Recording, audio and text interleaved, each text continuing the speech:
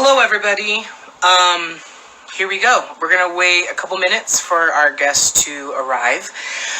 In the meantime, enjoy. Oh, good. We're having people coming through.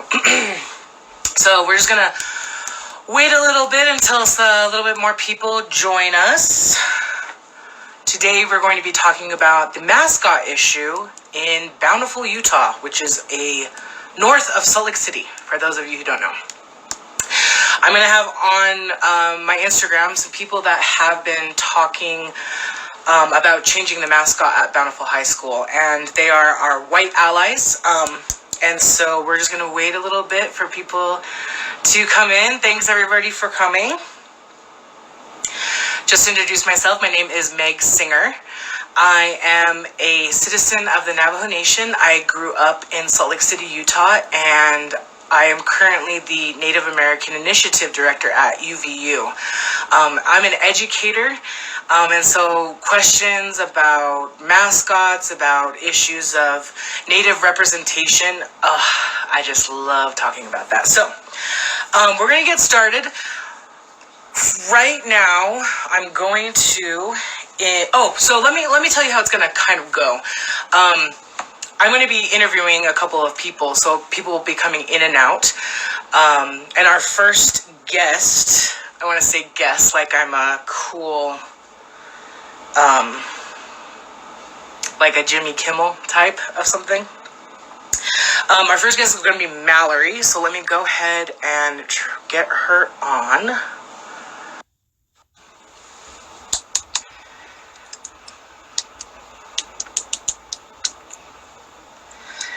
All right. Hi. Hello. Hi, Meg. How are you doing? Good. How are you? This is the first time we've talked face to face. We've been mostly talking over the phone. Thanks to that pesky COVID pandemic. Wear your masks, everybody. Wear your masks. Please. Yeah.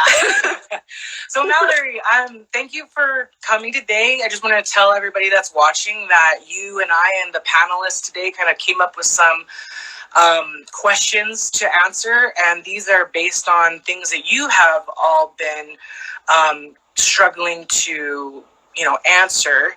And so I'm glad that we're going to have a lot of back and forth and some dialogue going on. So Mallory, absolutely. Why are we talking about mascots in Utah?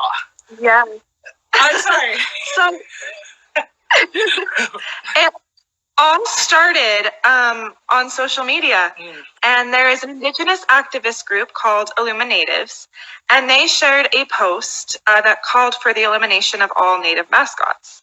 And one of the mascots that they called out specifically was Braves.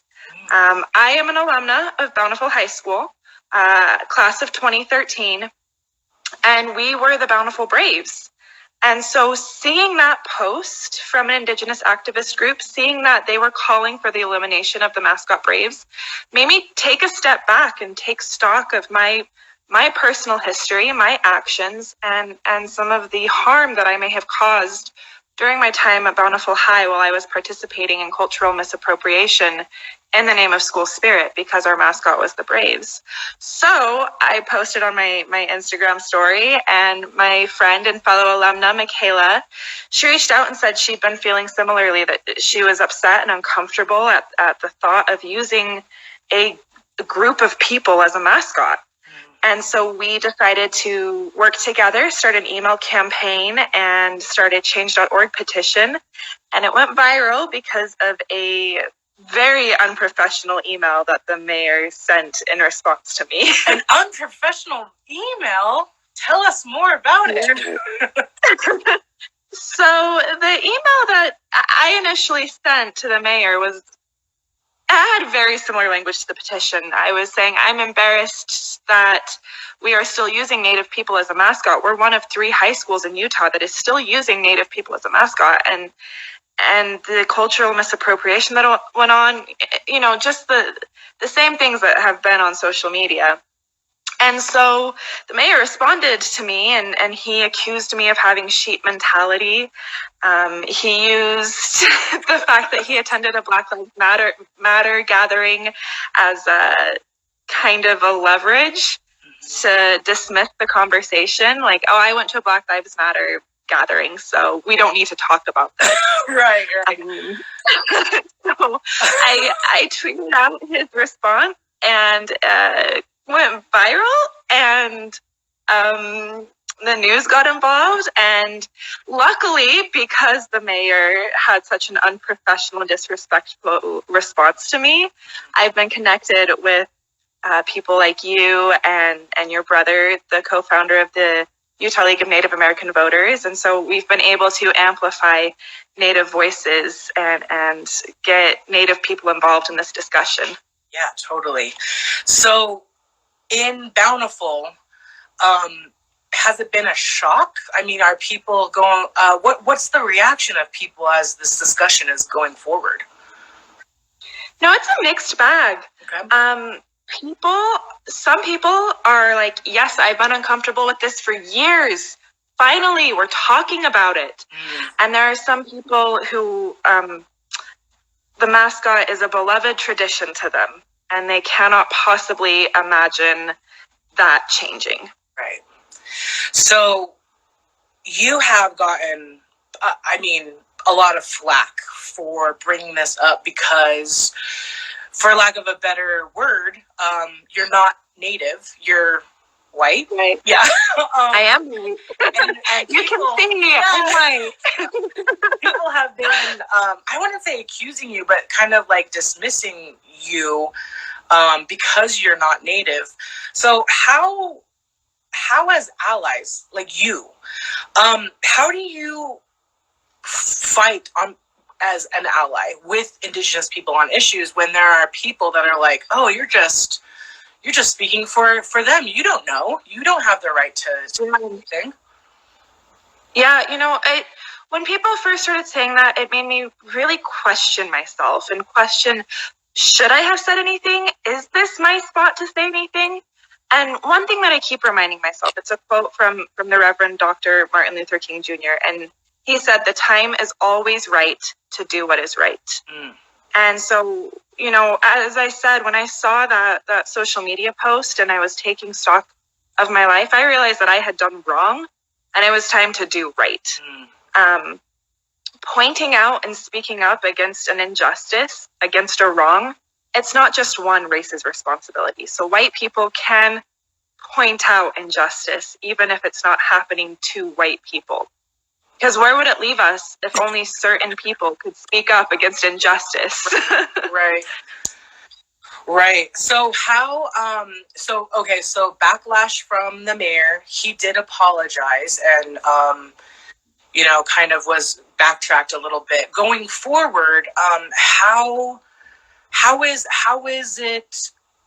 can we continue the dialogue without having such animosity or maybe like judgments to people that are speaking out on this? Yeah, I think education is important. So when you are being attacked, first of all, keep speaking up as white allies, but try not to speak for. So one thing that you can do is provide resources for education. There's a lot of great resources out there, such as the National Congress of American Indians. There's a website called Native Appropriations that's run by Dr. Adrienne Keene. There's nomorenativemascots.org. There's a lot of resources out there that you can rely on to help educate instead of getting engaged in the animosity. What have you been feeling after this is all happening? Like the emotions, your health. Talking like this and putting yourself out there, it's stressful. So how are you holding up? It is stressful, and it's been important for me to set boundaries, to put my phone away at a certain point at the night. I don't look at comment sections. I know that there is no good that is going to come from that. And people say things on social media that they definitely wouldn't say in real life. Right. So avoiding comment sections has been very helpful to me. And setting some boundaries and just relying on my friends, my family, and the wonderful new people that I've made connections with and who have gone through similar situations before. Yeah. Well, awesome. Is there anything else you would like to say to anybody who's joining us here, or anything?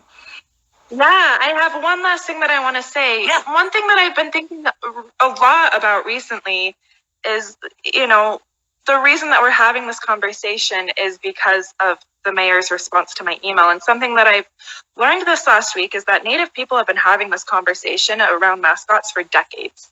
This is not a new conversation.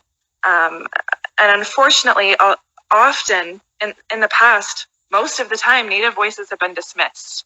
Right. So as white allies, we need to use our white privilege to get our voices, get access to spaces that Native people may not have access to. Right. So use your white privilege, get into those spaces, and then use your white privilege to elevate Native voices in those spaces. Awesome. Thank you so much, Mallory. I think we might have time to come back to you, but we're going to talk to Leah Michelle right now. So thanks for coming on here, and I'll talk to you more. Thank you, Maryn. Okay, bye-bye. Okay, bye. Isn't she cool? Okay, so we're going to have our next person. Her name is Leah Michelle Lane. She's pretty cool. She's Navajo, and her daughter goes to Bountiful High School. And I've been talking with them a little bit about just kind of how they've been feeling. So hopefully we'll be able to get her on. We're just going to wait for her to pop in.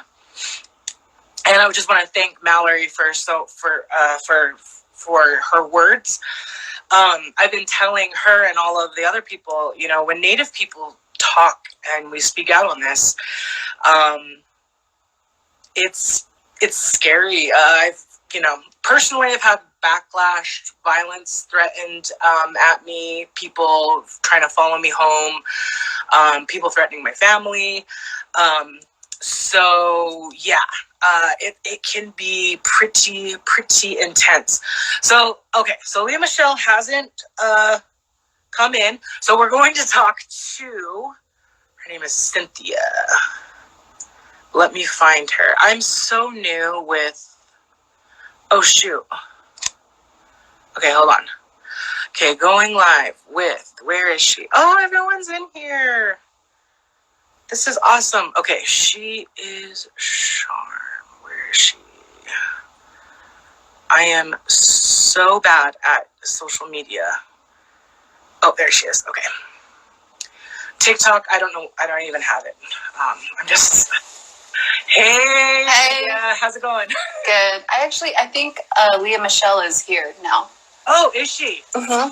I sent her an invite and she didn't get it. So let's talk to you and then we'll go back to her again.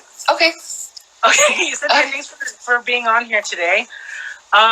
Please introduce yourself and give us a little bit of background on the issue. Please, thank you. So I was a Bountiful High Alumni, class of 2011. I've been thinking about the mascots for a little bit now, and then when I saw Mallory's efforts, Mallory and Mykala, I reached out over Twitter, and she immediately, reached out to me and let me know what was going on and invited me into the conversation.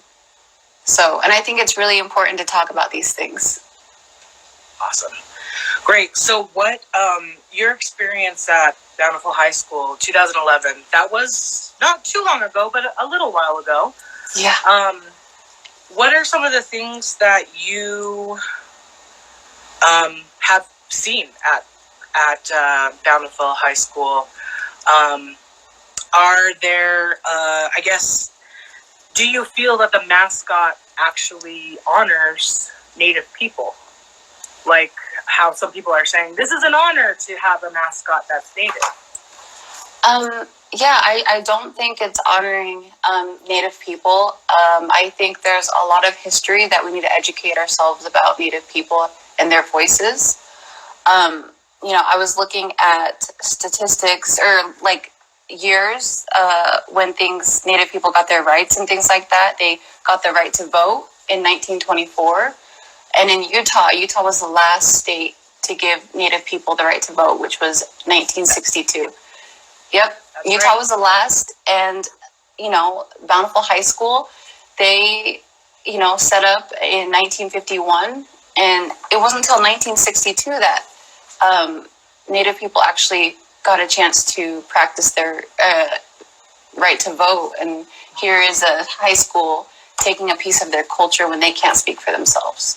Wow. Yeah. Yeah, I think a lot of people don't know that Utah was the last state to kind of finally say, yeah, you don't have to go through reading courses. You don't have to have a certain amount of money. Finally, you can just vote as your native in 1962.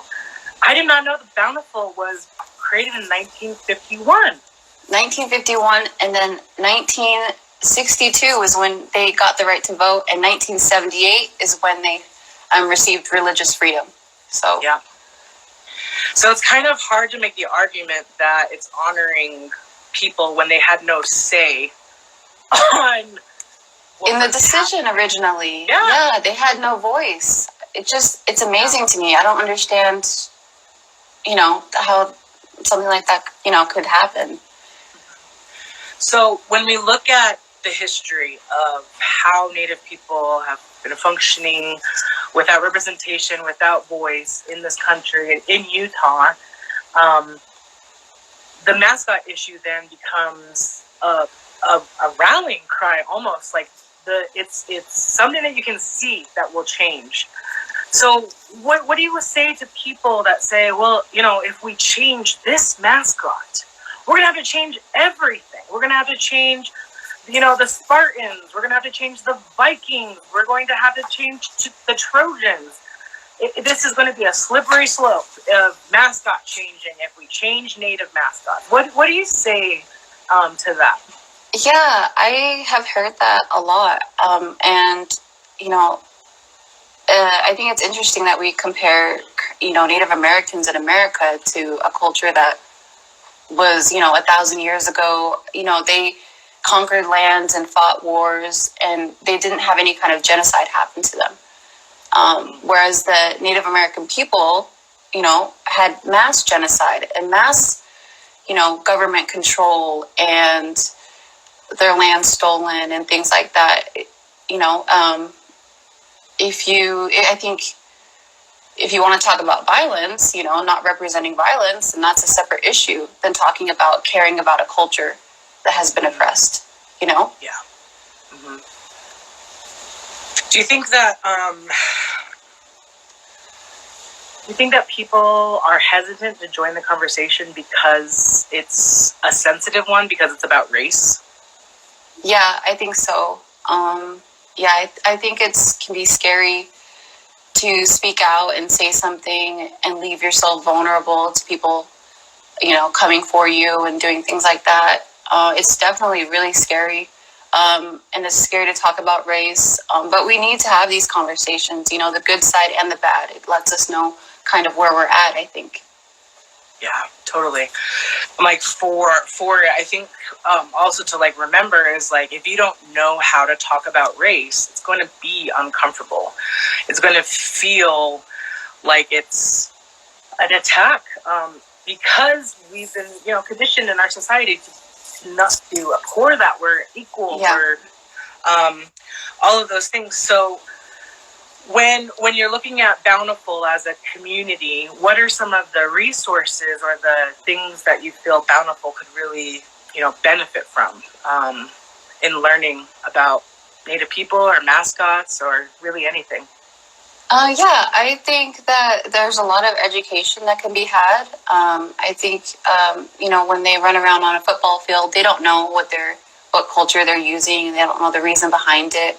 And, I think it's partly the adults too. I mean, I don't think those kids have any malice or anything like that, but I think there needs to be education, and, I think there needs to, I think that the Native American students, the few that are there, I think they need to have a voice too, I mean, there's very few. When I was in high school, there was so few Native Americans, and, we were kind of looked at as, the token brown kids. And when they'd see images of Native Americans and things like that at our school, which was often, they would point to me or point to someone else who was brown, or they would ask me insensitive questions like whether I was, the dot or the feather.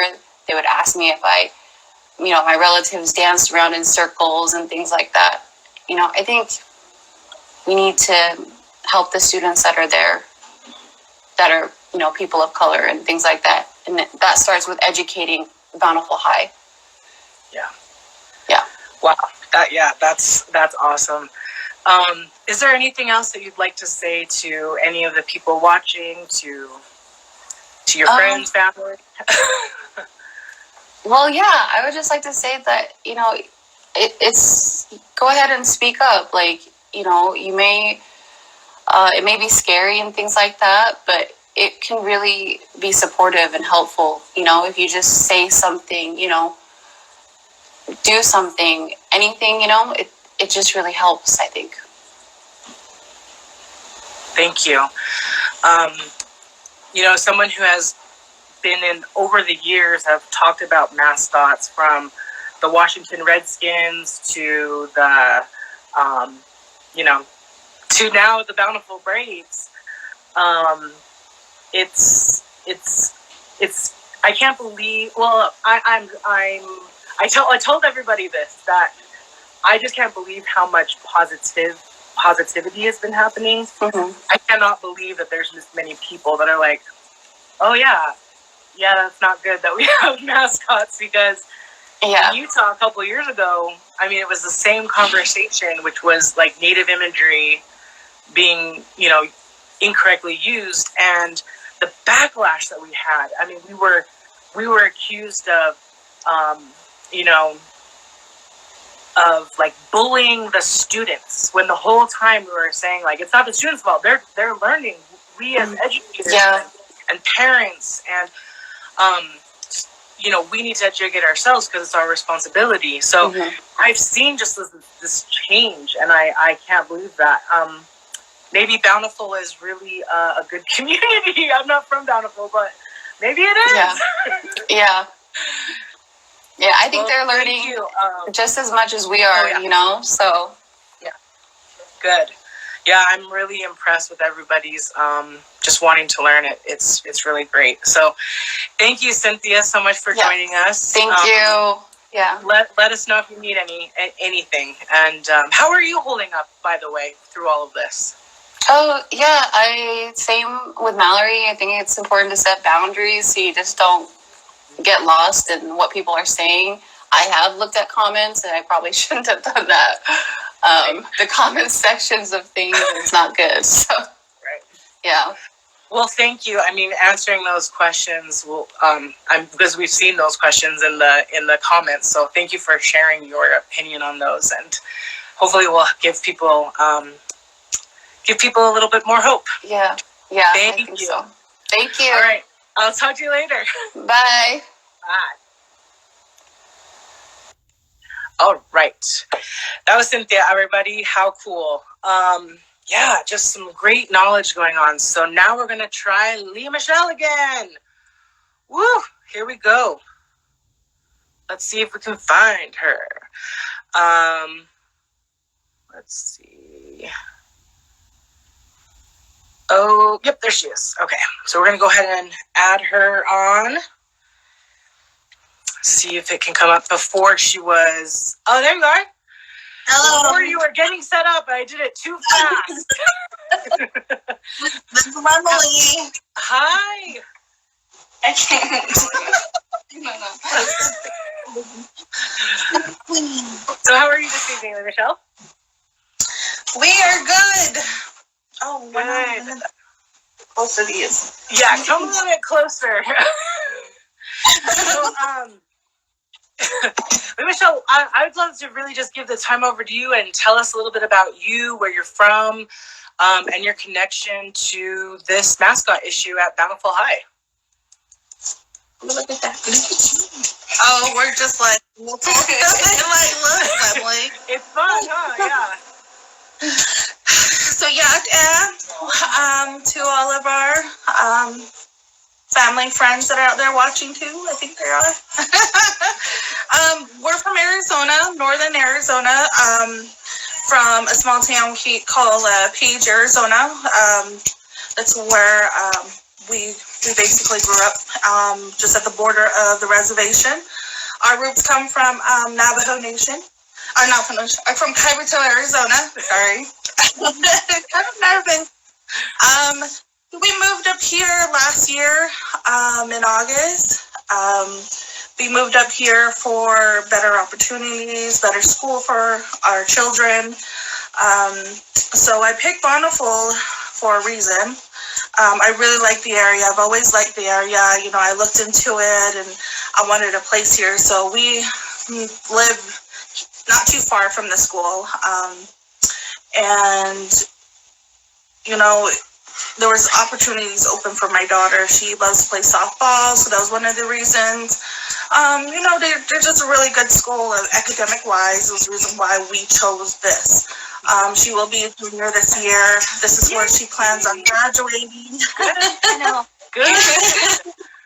This is what she plans on graduating. She has two. I have two other children too. We're all full Navajo. They go to the school just right in our area. So that's, if this is where we decide to put down our, you know, our foundation, our, you know, purchase a house going forward, because, you know, just there's doors open for us here than it is back home. Some of us have the opportunity to do that and some don't. I do come from, you know, when I spoke to you earlier today a little bit about us, you know, I do take care of a big family. I'm the oldest of my mom.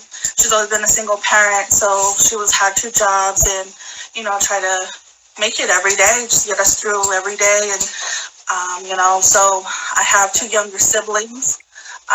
They are half Navajo and half white.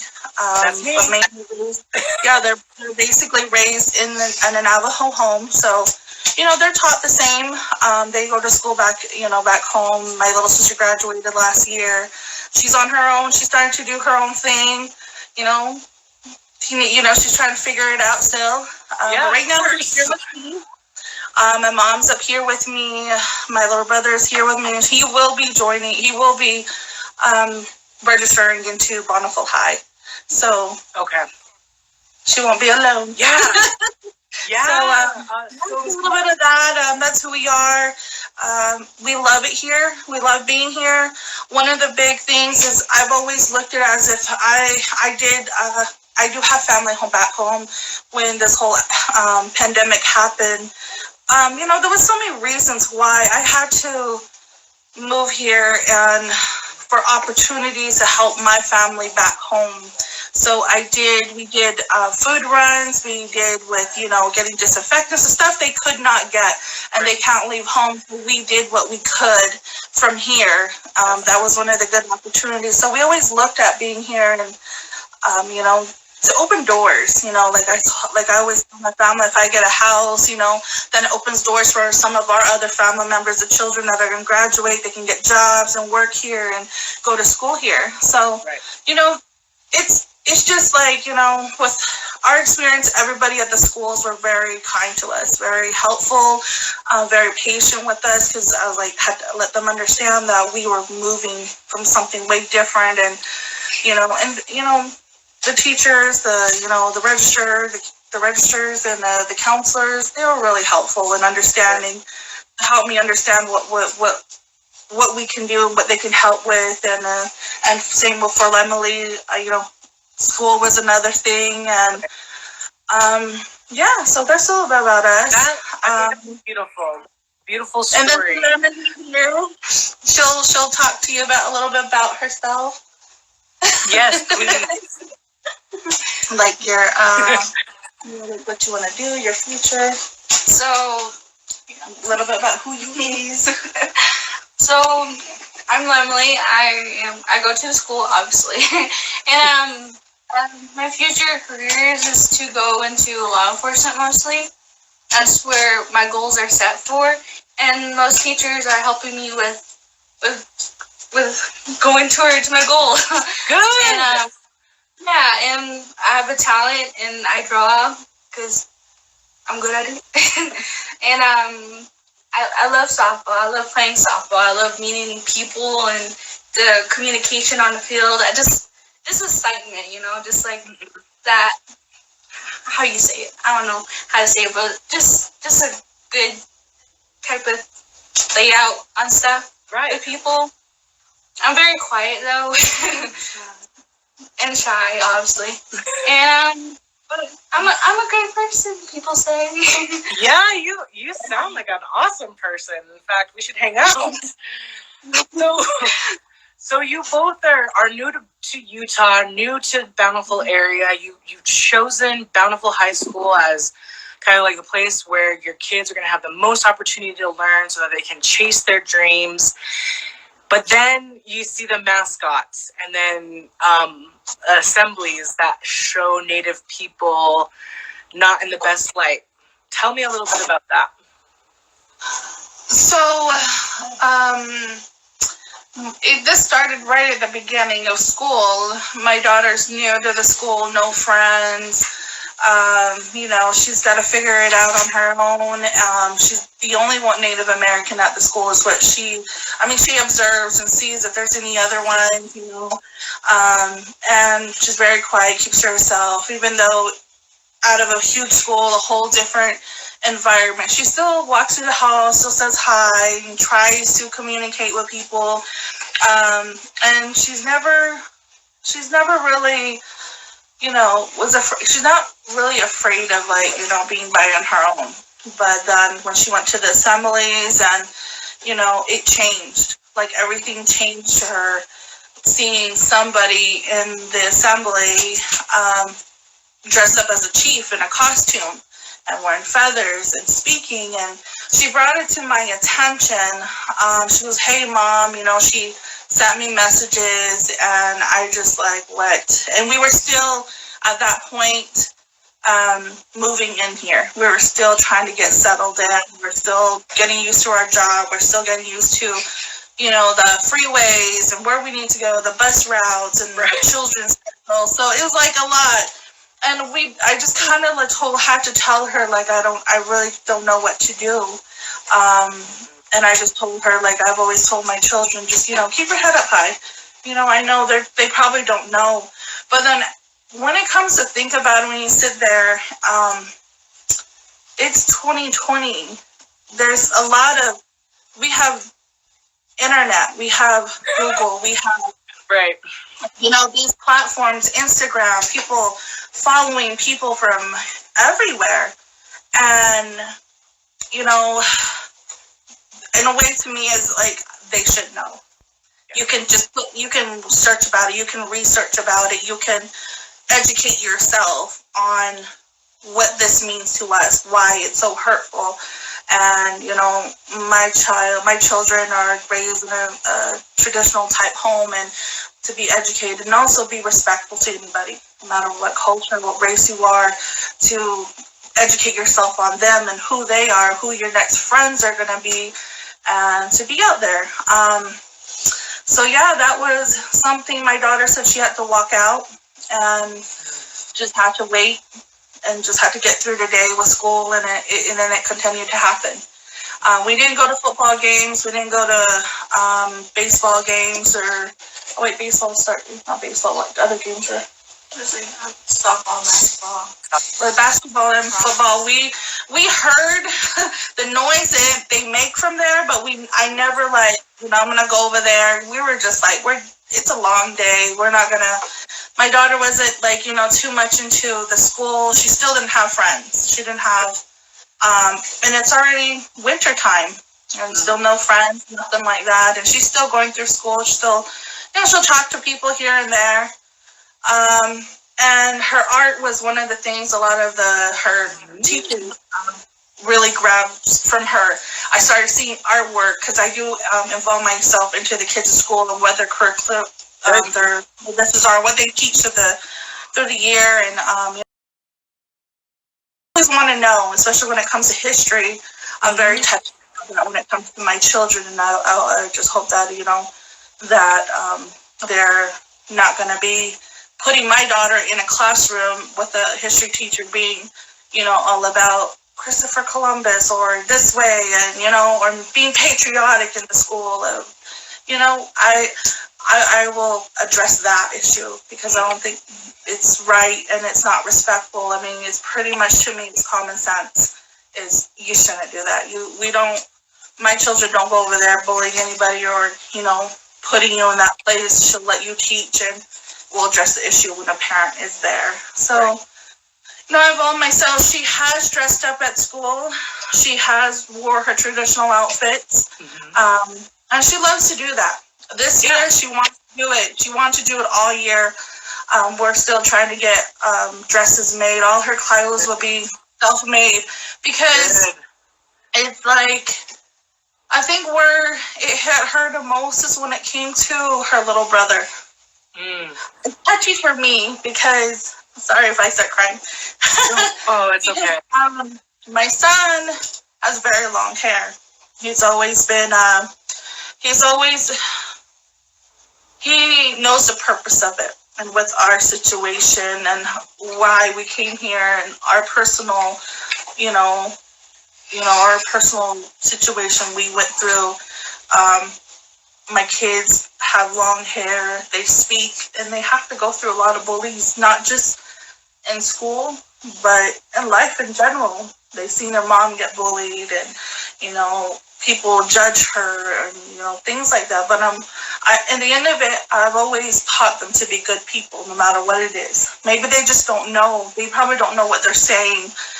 Let's step away and let them give time, and maybe someday they'll come around and understand what they did wrong. And it's all self-teaching yourself. My son was bullied because of his long hair. He was called a girl, and his sister couldn't be there for him, all day through the school. And then, the girls' bathroom was right there. Where are you going? From little children. This is elementary. And he comes home. He'll tell me about it, and he'll just be a little kid again, out the door. I got to talk to him, give him my pep talk, and get through it. And he'll be outside throwing the football again, just like dusting it off. And it got harder when it came to his whole classroom. His whole classroom made fun of him for that reason. The teachers did catch it. They did address it, and the principal wrote me a letter and asked that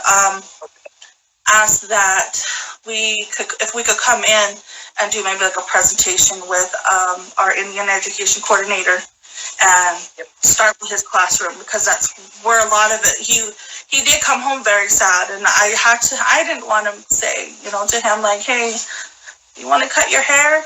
It was a hard discussion to have with him, and he said, no, I don't want to cut my hair. And I said, okay, so the principal asked this. Is if you want to go in front of the school or in front of your class and explain who you are, why you have long hair, and teach them a little bit about yourself and our culture. So he agreed, and then his sister and his younger sister, they dressed up, and we went to the school together, and they spoke in front of the children. You see how our Indian education coordinator, she did a really great job being my children and having their backs through this. And the principal, she's white. She's a wonderful lady. She's been so kind and so helpful. She always reaches out to us if we need anything, if everything's going good, how Braden is doing, how they're adjusting. And someone like that, is, that's what needs to happen everywhere. People who had, she's the principal of the school.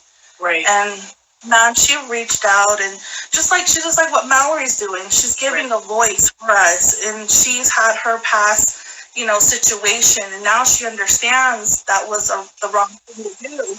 And like I always, it's all education. So I could tell my kids, education, we educate them. Right. And all those little children were not educated, not at all. Yeah. They thought that Turkey was the tribe that helped the pioneers. And that was like, we sat there like, okay. We kept talking, and that's when I was like, yeah, I'm not gonna go anywhere. My daughter's not gonna go nowhere. Bountiful. That's where our mind is set for her to graduate. And with this situation, it was very touchy to us because the backlash. Is she gonna go back to school? Is people gonna bash her? Or is there gonna be people saying things to her? Or is other students gonna be, picking on her or stuff? I mean, you walk through the school, you see Trail of Tears. It's not like we look, I walk through the school, and you see that, and it's a reminder. It's not something that we're going to smile about, and we walk through the halls, and she has to see that every day and be like, it's a reminder of the hurt and pain, from our people and, the tribes that all had to endure all this pain. And it's been covered up. It's been hidden. And now it's coming out, and people are starting to be like, it's not a big deal. Or what the mayor said was like, wow. Yeah. It was wow. It was. How can you say something like that? Native Americans are very humble, very respectful, and kind people. You can sit down with them and have a conversation, and we are not going to have a screaming match. And obviously, we have been lied to for generations after generations. My daughter knows her grandmother's history. She knows her great-grandfather's history, and before that, of why we are still in the reservation. So she's been, thinking about it for days and through the week, and she's like, Mom, I want to do something. Good. Because she wants to pay, something for the other Native Americans coming to the school, right. Other Native Americans to be out there and not be scared, and because that's how we felt. She felt was scared, and she wants to do something like, I'm your go-to person. I want to learn. We need to do something, and it's not the name we need to change, though. That's what I was like. The Braves are fun. It's just that they need to be. They're adults. They're adults. These are grown children, and you can speak to them as a parent, like, hey, this isn't right. We should not do this with this. You shouldn't be doing this at the games, or all of those are all sacred things. And my daughter is at the school with feathers because she you have to earn those, and we don't. We have our own. She has her own fan. She has a fan that was made in the Native American church. She doesn't run around with that. That's a sacred thing, used for ceremonies, and those are put away and only taken out here, when it's needed. Awesome. Emily, did you want to share anything tonight, or do you want to hold off on that until a little bit later?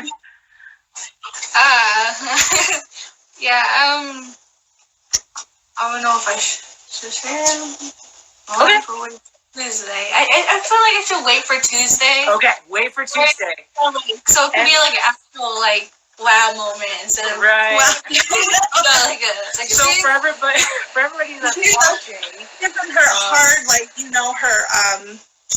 she's on a focus of something so important, and she doesn't want to she doesn't want to make some mistakes, so she wants to make sure.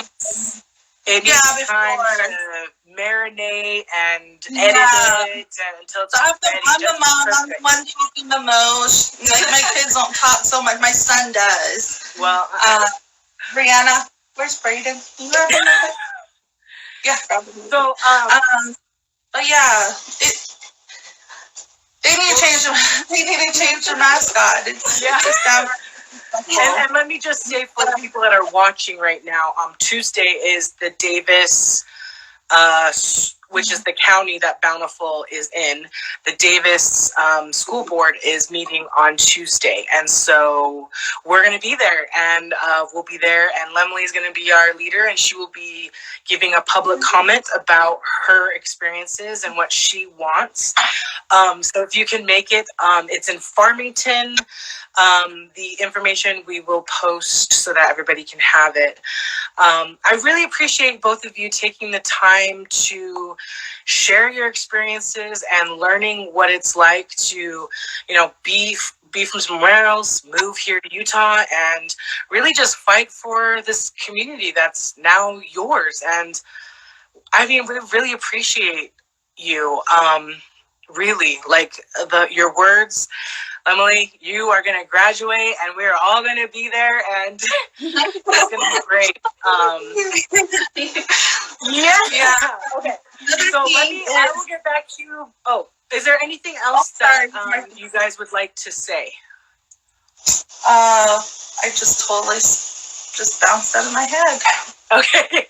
Well, there will be time. So let me just again thank you so much for your words, and keep watching because we're going to have a little bit more people on after you guys. So thank you so much. Okay. Bye-bye. Aren't they wonderful? Oh my gosh, that girl, Emily. Wow. What an amazing family. This is like the things that you just really, really, really want to have all the time in your life, is just learning from kids and the community. So I'm going to have one more person or a couple more people on.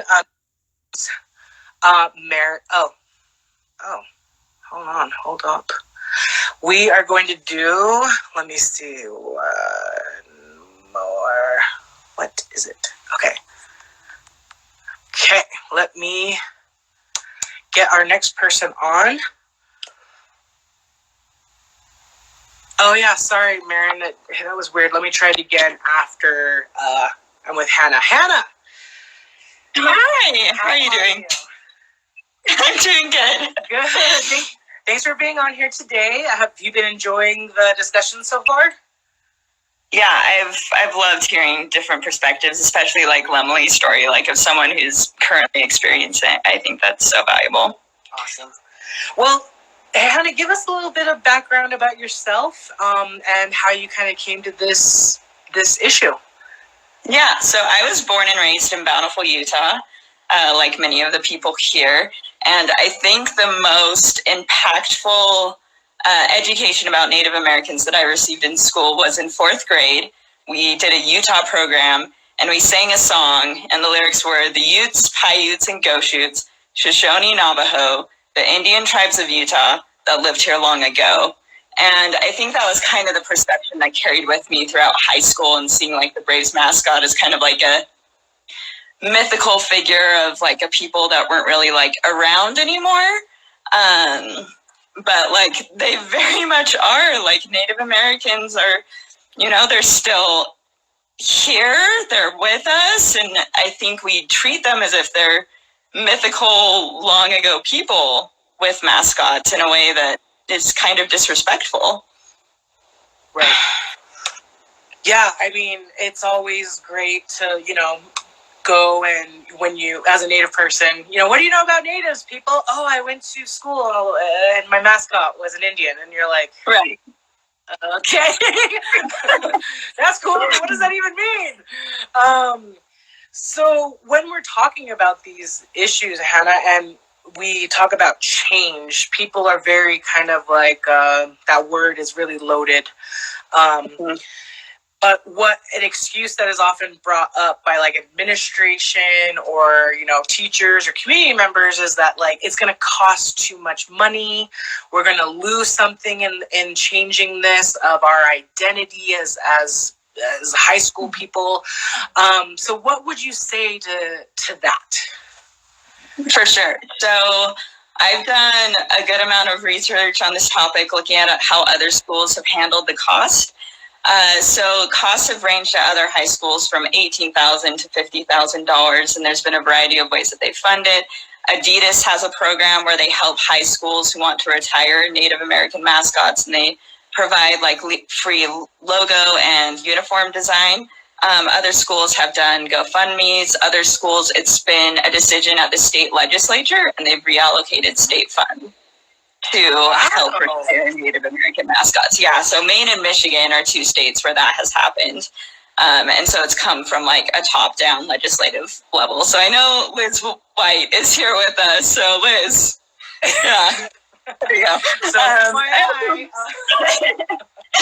also want to recognize what Bountiful High School is already doing. Like they've already made a commitment to retire like a logo with a Native American man on it. So they're already like committed to having that happen at the high school, which I think is great. Awesome. I mean, that's the only, it's the only way to go is this way. Yeah. So how are you holding up? How are you, as someone who's grown up in Bountiful, probably have a lot of family around the area, how are you talking to your friends and family about these issues? Or are you, are you comfortable doing that? Or just how's it going? I've had a good amount of discussion with my friends and family about this issue. I think some of it's been positive and helpful, and I've also learned what people's fears and concerns, and then also what their ideas are about this issue. And I think one of the ones we hear the most is we're being respectful, or when I attended Bountiful High School, we never mocked the mascot. Right. And so I appreciate that perspective, and I appreciate that people do want to be respectful of Native American mascots. And I don't think that there was any ill intention when the Braves was chosen. I do think that it was a choice that they wanted to kind of honor the symbols of bravery and courage. And so I think having that kind of foundational understanding where we're not doing this because we're telling people, oh, you're a bad person for having gone to Bountiful or participated in these things is really important for these discussions. Awesome. Is there anything else that you'd like to share, or any questions that you want to ask or let anybody know that's watching? Yeah, so I wanted to share a little bit of what Dr. Stephanie Freiberg from the Tulip clan has said about this. Tribe, sorry, that said about this. And something that she talks about is we now have 2 decades of research about the psychological effects that these mascots have on Native American youth, especially those that speak the language and still participate in the cultural traditions of their communities. And the stronger their association with their tribal identity is, the more harmful these mascots are. So something she talks about is this isn't really an issue of opinion or different attitudes. It's an issue of are we doing what's best for the children in our community, and are we respecting their needs and their viewpoints? Right. Yeah, the damage of what is happening, especially in a school. We, I always say this all the time. I say this, but what actually goes into making sure that students can sit down and learn? There needs to be a lot of things that go into it. They need to be, awake, sleep the night before, food. They need to feel safe. They need to be engaged. The knowledge that they're getting needs to come to them. And be for them. And I wanted to share with you something that my friend, her name is Curleen Pfeiffer. She is a Navajo woman, and she's lived in Bountiful for 26 years. She was going to be on tonight, but she couldn't because she had to do a family thing. But I wanted to read to you what she said.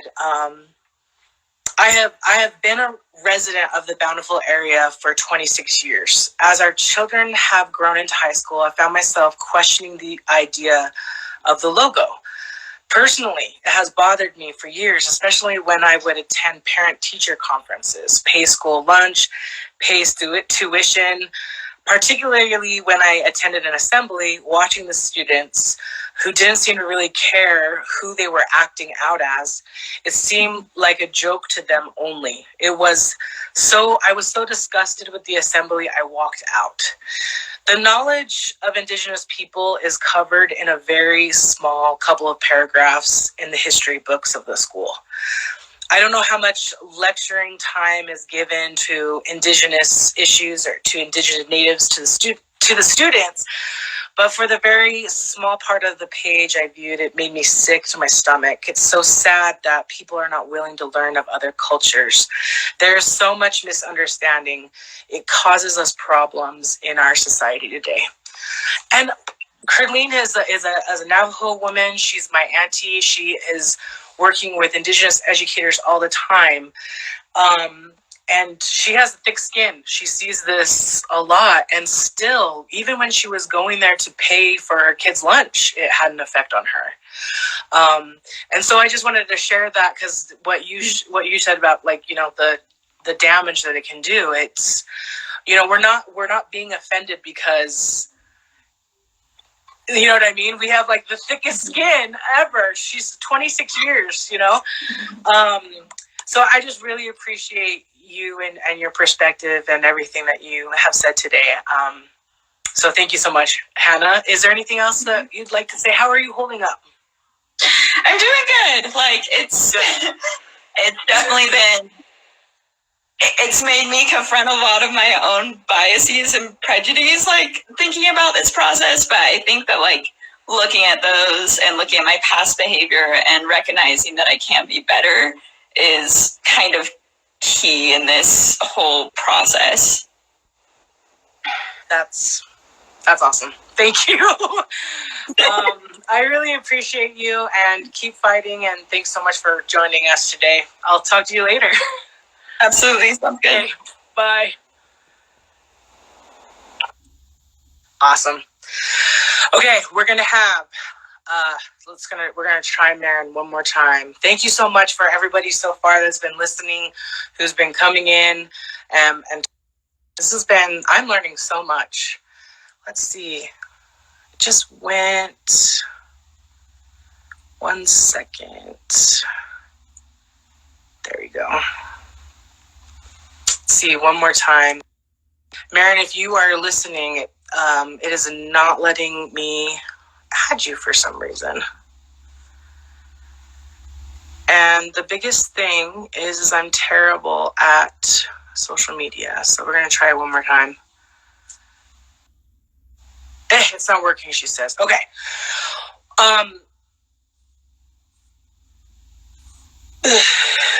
Okay. It is not working for some reason, and she just put crying face. So that means it's not working, and we're going to go to our next person, if I can find them. This is so cool how, like, technology brings us all together. Okay, so I don't know why it's doing that either, Maryn. I know all the crying faces. Okay, I'm going to ask Mykala to come. We were going to have James, my brother, on, but we don't know where he's at. So, Mykala, you're going to be our final speaker for the evening. And you started this with Mallory, and, well, welcome, first of all. But please introduce yourself and give us a little bit of background of how you got involved in this. And, yeah, we'll go from there. Yeah, definitely. So Mallory kind of gave a brief summary of how this started, and I saw the post that she was talking about her experience at Bountiful. And so I said, let's do something. And I had started typing up an email campaign. And so we got more and more people to join in. And I know this is going to sound kind of silly, but I am thankful for the mayor for being so rude to us because it has been able to get us so far because of his words. And this only happened because he was mean to us.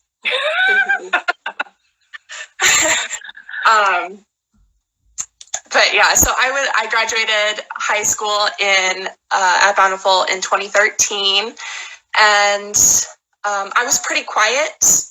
I didn't really talk and go to many sporting events. However, I did put on all of the clothes that had the Native American imagery on it. And sorry about that. The hour mark, it totally just kicked us out. We're not cool. I know Cardi B is on live like hours and hours a night, so I guess I'm just not as cool as her. Whatever. Okay, anyways. So you were saying. Yeah, so I still joined in the culture of Bountiful High and with wearing the clothes and whatnot, but I didn't question it. I didn't know any better, and no one told me different.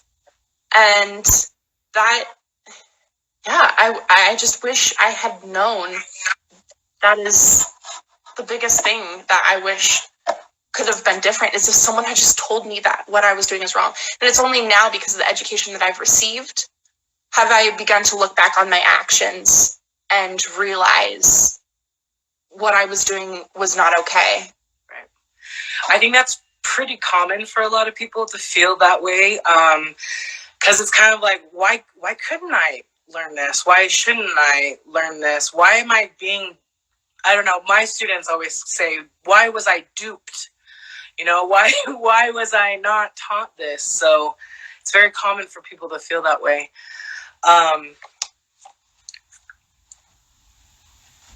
So when people, I mean, like looking at mistakes, it's not really, I don't know what you would say, but you didn't know.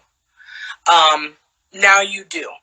And so now you are working to change the mascot. So when people say, like, it's our tradition, like this is, this is what the majority wants, and we're living in a democracy, and we abide by the majority. When people say things like that, what is your response? So the first thing is, like, traditions are such an important part of every culture. I know that there's like a strong history around this mascot. However, we're rooting our traditions around a culture that is not native to Bountiful. It is taken from someone else. It's traditions that are based on histories that are not Bountiful's. And I think there is so much opportunity and history in Bountiful that we could create a mascot that is more befitting of the community than taking a different culture's, traditions and making them our own traditions. Right. And traditions change. Mm-hmm. You can always make new traditions with new information that comes out in the world, and the situations, everything is changing, and we can adapt our traditions towards that. I was kind of looking at how my family, our Christmas traditions have evolved over the years as we've all gotten older and we've expanded. So we can definitely change. It's not something that is set in stone and just can't not change. I also fail to see, I have a hard time seeing why it's such a divisive issue within the community, because we could come together and we could be really creative and create something new that's totally unique and more representational, provides a better representation of Bountiful itself. Right. Let's see, what else? Also, with the minority the majority and the minority, and that issue of fighting, like, we're the majority. Yes, there are way more white people in Bountiful than there are native voice natives. So they're being drowned out because there are so many more white voices than there are native voices. I kind of took a quick look at the 2016 census data for Bountiful, and it's 89.5% white with 0.4% Native Americans. So people say that these issues are like, why aren't Native Americans speaking out about it? It's because there's so few voices, they're just being drowned out. And that's why we can help step up. Also, another thing is, are we going to ignore the pleas and pain and suffering of those because they're not the majority? I mean, if we say yes to this question, I think the people need to take a look outside and think about why they've never had to worry about that, and the white privilege that they've had to, that they've never had to worry about making their voices heard within a community that is so predominantly white. Right. Also, this is also another thing is, this is a native country first, and it would have been a majority if there wasn't mass genocides for, like, so. Sing it. No, seriously. I genuinely believe that majority of people are not intentionally being racist, but the systems that are in place are racist, and we can no longer sit by knowing that these systems are hurting people. Yeah. And the biggest part is we have to admit that we were wrong, and that is a hard thing to do, is to admit that we were wrong. And no one wants to do that. But we need to be willing to have the patience to educate ourselves and reflect and be willing to correct the flawed system, because there is so much that needs to be worked on. And I think that is my biggest hope, is that people will take the patience and time to start an education so that they can learn about the system and how it's oppressing a minority group. Beautiful, beautiful. Just everything you said, I was like, yes, yes, yes. Yeah, I think it is interesting to have those kinds of conversations in Utah. To, you know, people in Utah just haven't been able to have open discussions about race, like, at all. So again, if you don't know anything, it's going to feel like a personal attack. You're going to be uncomfortable. You are going to resist.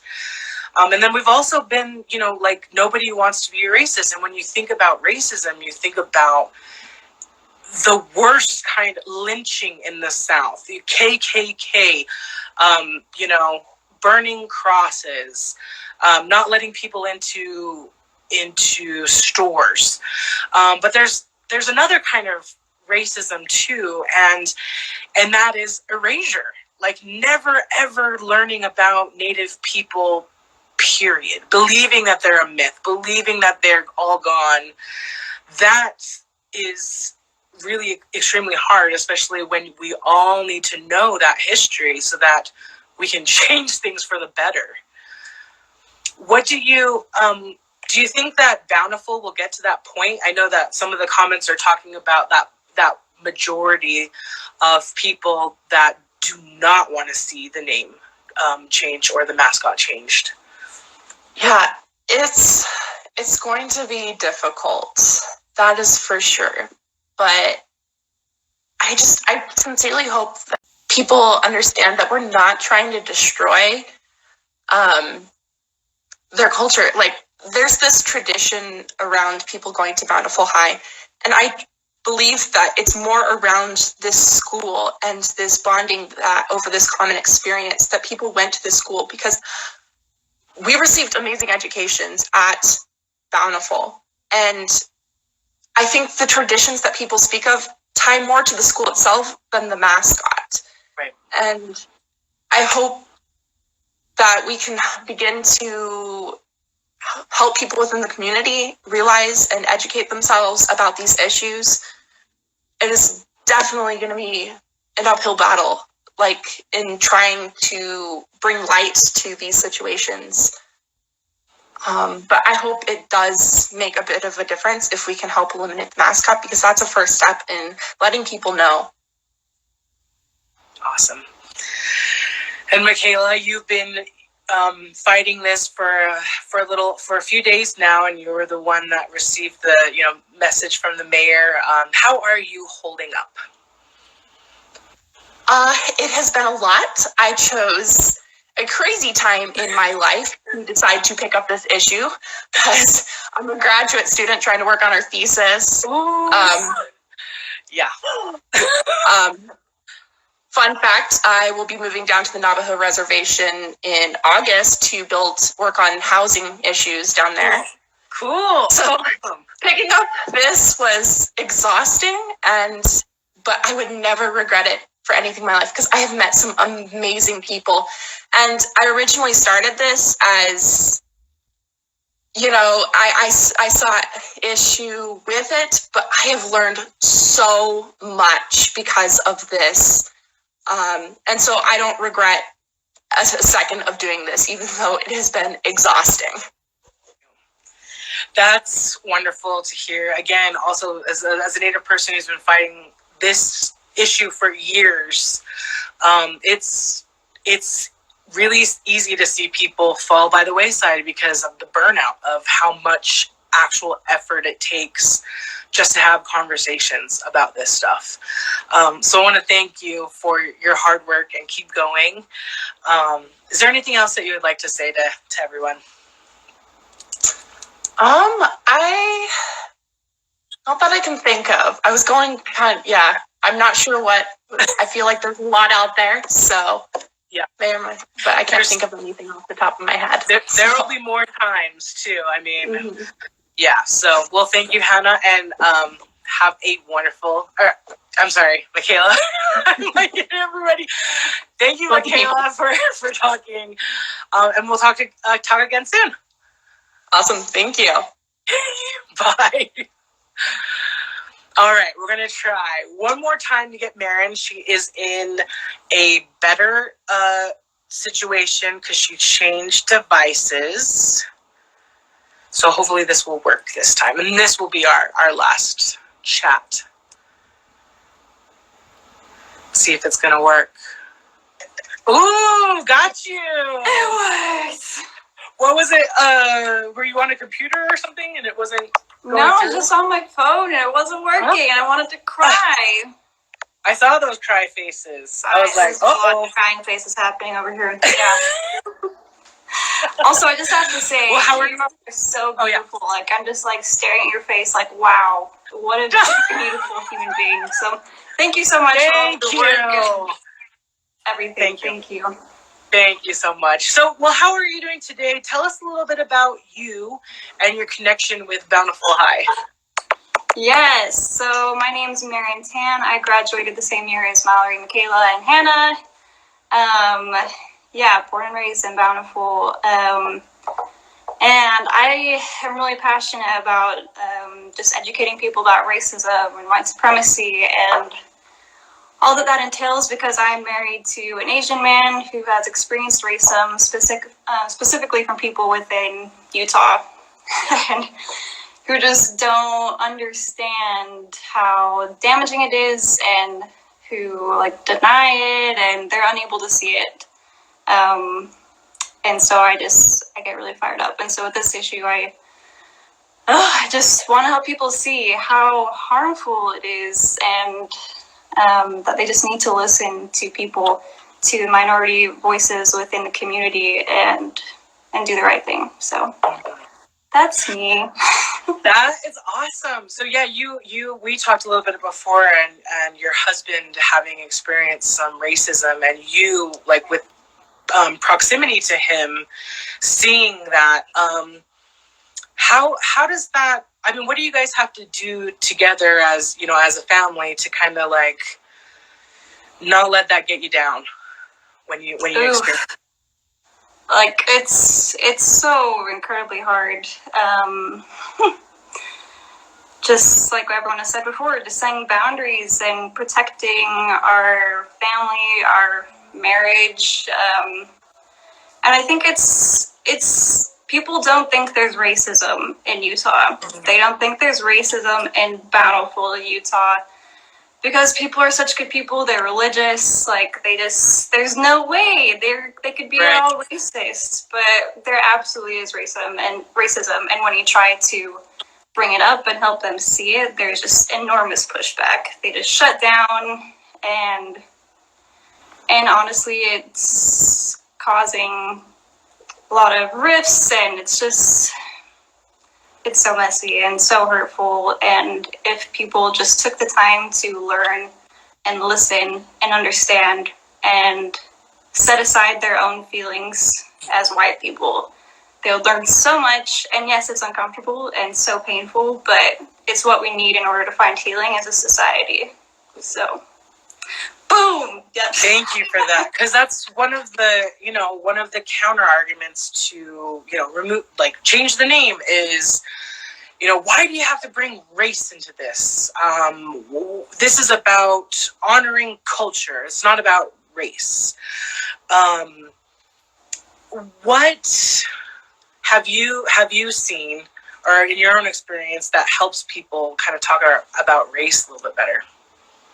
Yeah, I think I had a really great conversation with another alumni who was like, okay, I understand, like, maybe we can change the mascot, but what I'm not okay with is saying it's racist that we got it in the first place. And I said, because he's saying, we have good intentions. It's only racism if you're trying to intentionally hurt other people. Oh, okay. And so that makes sense that people would think that. Okay. Yeah, so they think it's only, it's only racist if you're white and then you're using your power to intentionally hurt other races. And I am already passionate about racism, but with the whole Black Lives Matter movement, I've spent so many hours just trying to understand more from other people of color, especially anti-racist activists and educators. And a lot of them say that racist actions are not defined by their intent, but by their impact. And so I think that's a big issue in Utah and in Bountiful, is that you don't get people intentionally trying to hurt people of color. It's just that they're ignorant, whether that's willful or not, or they're just not willing to take the time to understand because it's uncomfortable. And they think they're such good people that they would never hurt anyone anyway. So I think just understanding. It's hard. You're like, so you hard. need to change. No, I don't. Okay. Yeah. They just, it's so hard. But again, it's just we don't, as white people, we don't get to define what's racist and what's not racist, because we're the ones in power. We're the ones being advantaged by a system that society has set up for us, while people of color are the ones being oppressed. We don't get to tell them, actually, no, this isn't racist, when they're the ones being hurt. Right. Well, and I think I've noticed that as I talk to more white people and asking them, just questions about their identity or how they see things. And a lot of times they just never look at the world through a racial lens, I'm Navajo woman. I'm clearly not white. Well, maybe clearly is though, but so there are certain things that I have to be aware of as a woman, as a person of color, as an Indigenous person. And I find that that's just life. I've grown up just knowing how to do that, how to learn how to code switch and those kinds of things. But if you didn't have that upbringing, and then you're thrown into a situation where now it's if you're either racist or you're not, it's scary for people.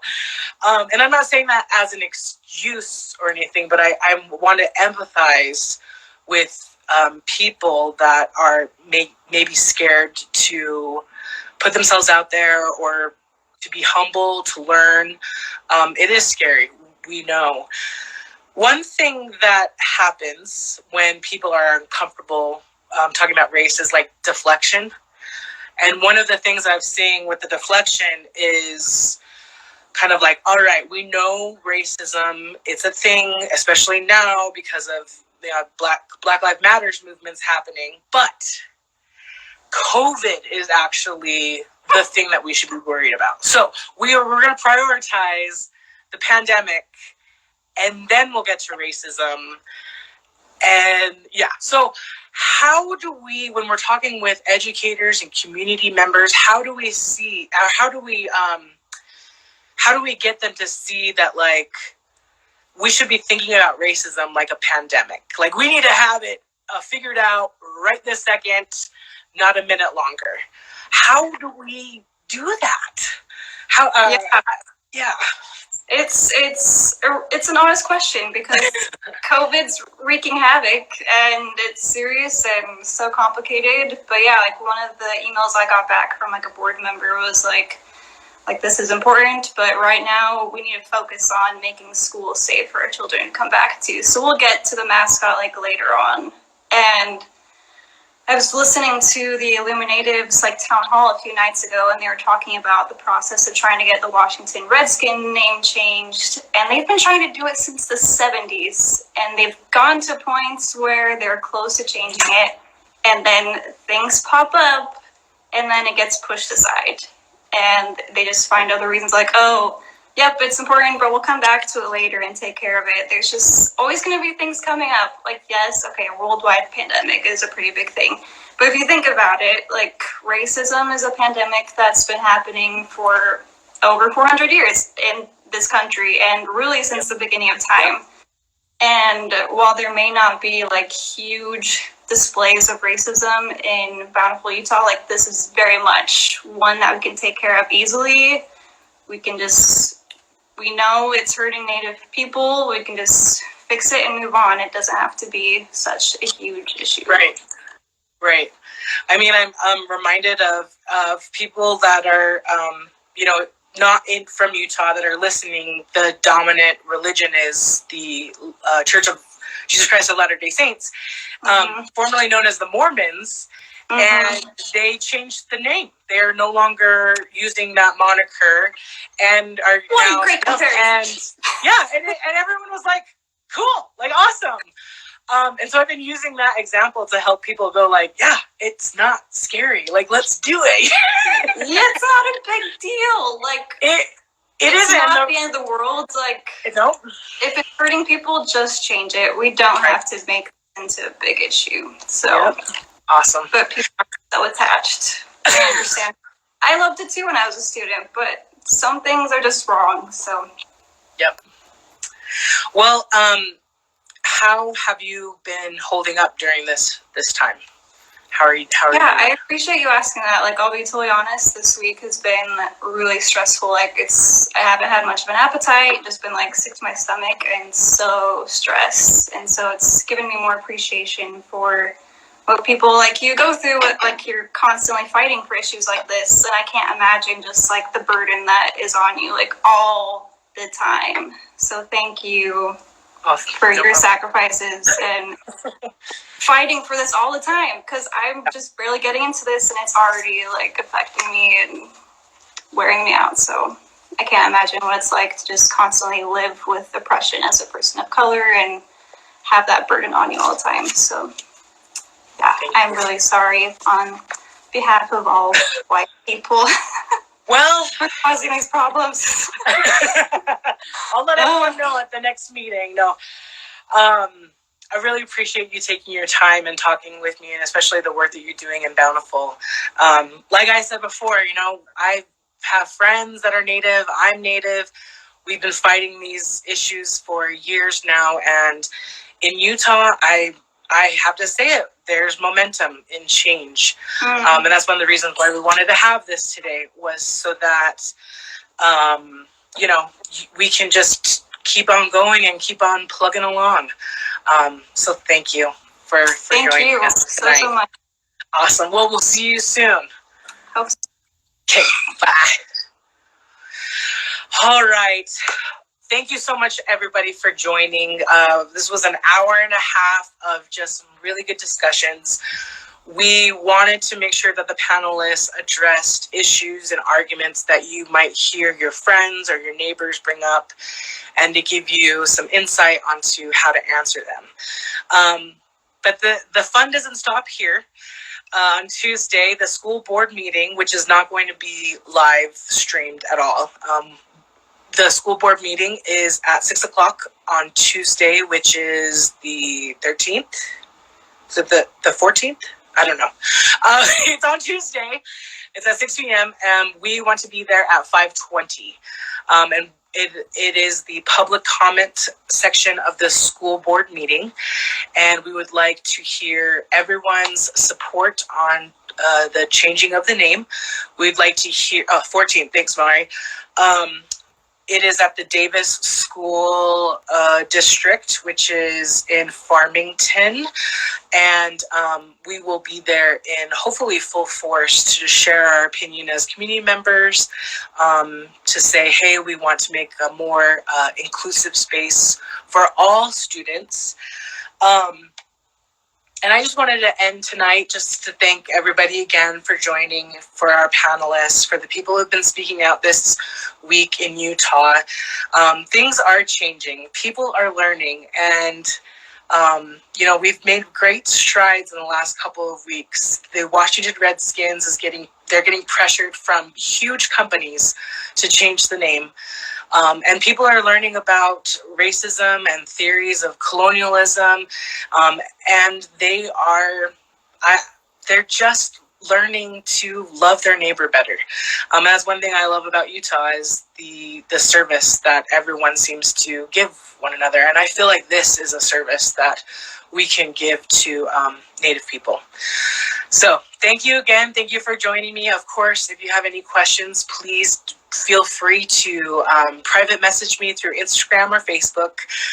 You can contact me through Mallory or Mykala, and I'm always here to answer any questions. So thank you so much for joining me this evening. Have a wonderful rest of your evening, and thank you. Yeah, means thank you in Navajo. Thank you so much.